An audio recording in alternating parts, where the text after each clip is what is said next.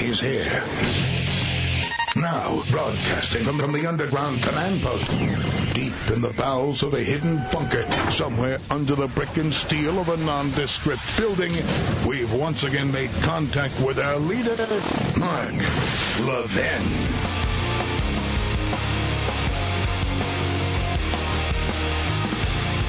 Just infuriating. I am Mark Levin. Our number is 877-381-3811, 877-381-3811. Oh, it's about 8:06, 8:07 p.m. Eastern Time. And as I prepare for each hour and go over what I want to talk about or not, I have my television on to my favorite cable channel, HGTV. Sometimes I turn it to my second favorite channel, the History Channel. Sometimes to my third favorite channel, A&E. And sometimes to my fourth favorite channel, Fox, which is actually my first favorite political channel. And the host there just endorsed a law and then said, when are we going to see the law? The immigration bill. Now, this isn't personal. I'm not targeting him per se, but this is the way things work now. That's not analysis. That's not substantive. Endorsing a law before you even read it, before it's even in final form. We just had Betsy McCoy on this program.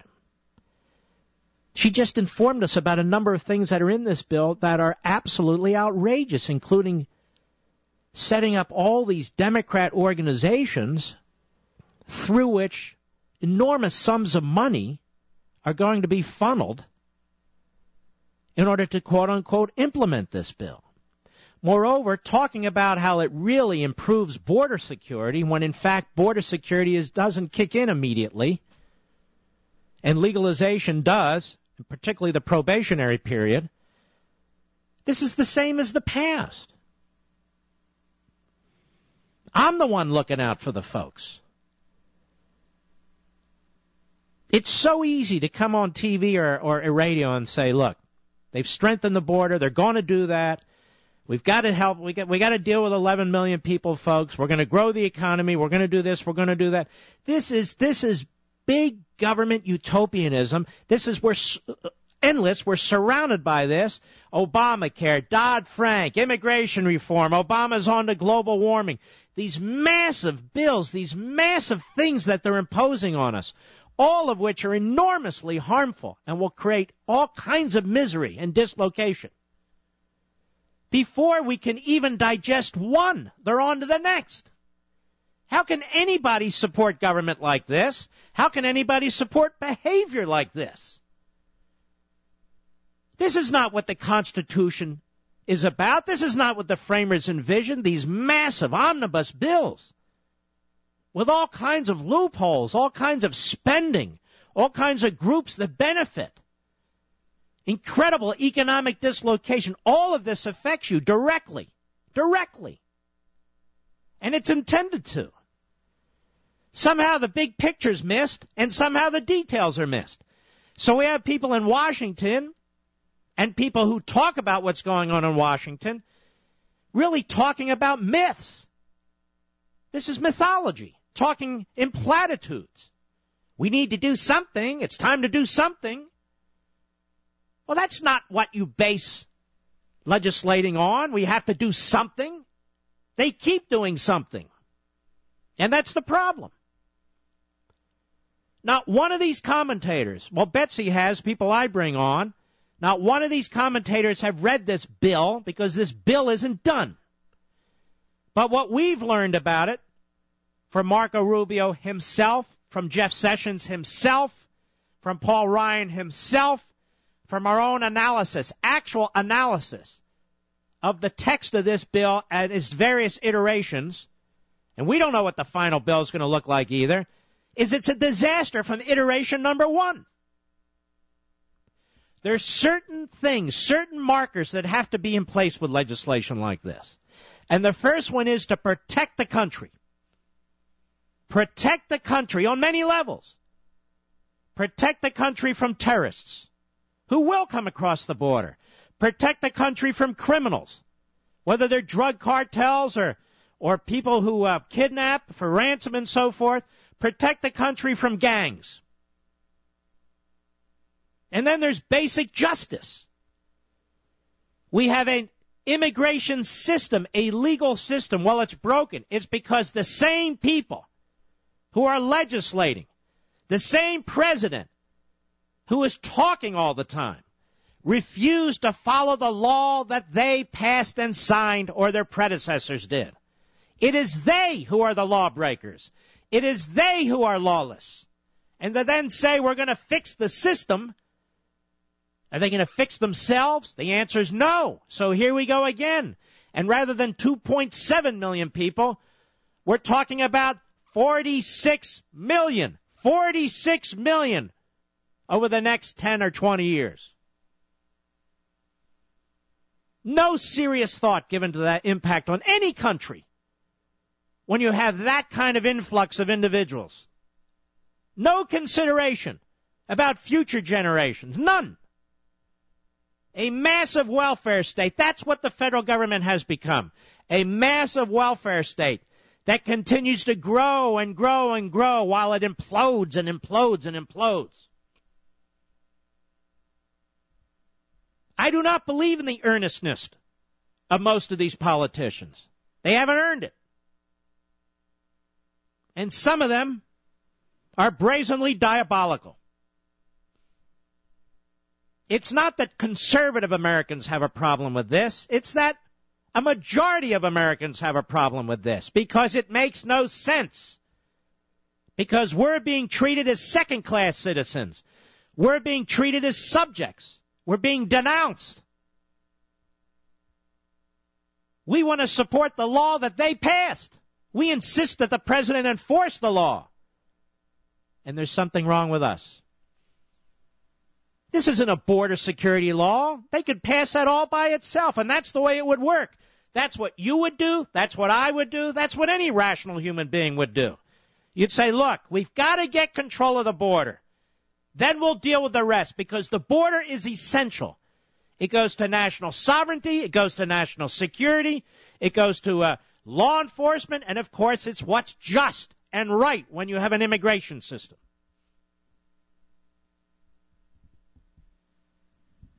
I've listened to these politicians who support this. I've listened to Marco. I've listened to Paul. I've heard what they've said. They're utterly unconvincing. And then I see the other side who's involved. Obama and Schumer and Pelosi and Menendez and on and on and on. It's a disgrace. Now I see a couple of Republicans. Men who really are insignificant when it comes to statesmanship. Who really are backbenchers. The former governor of North Dakota. A senator from Tennessee. All of a sudden, out of the blue, at the 11th hour, they come up with a plan. Is it border security first? No. Just to strengthen the border after immediate legalization in this probationary period.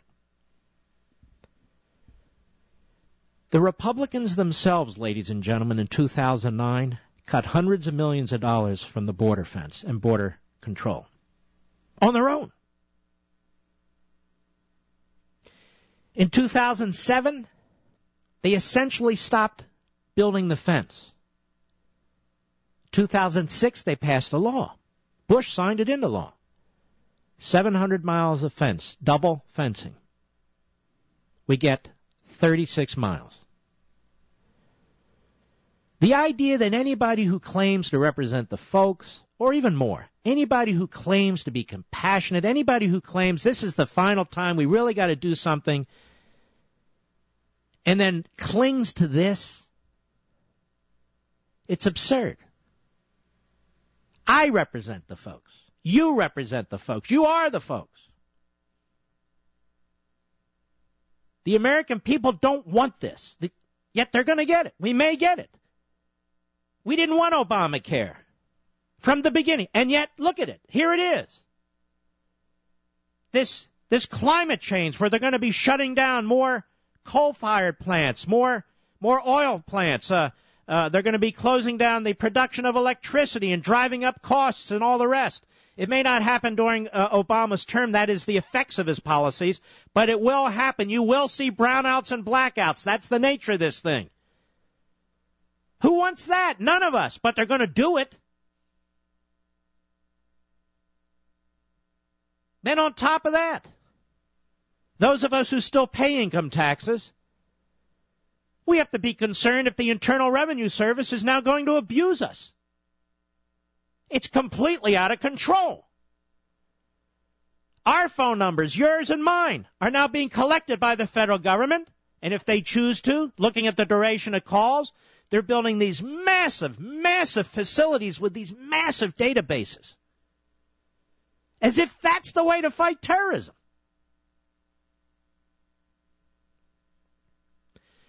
Our data about our health records,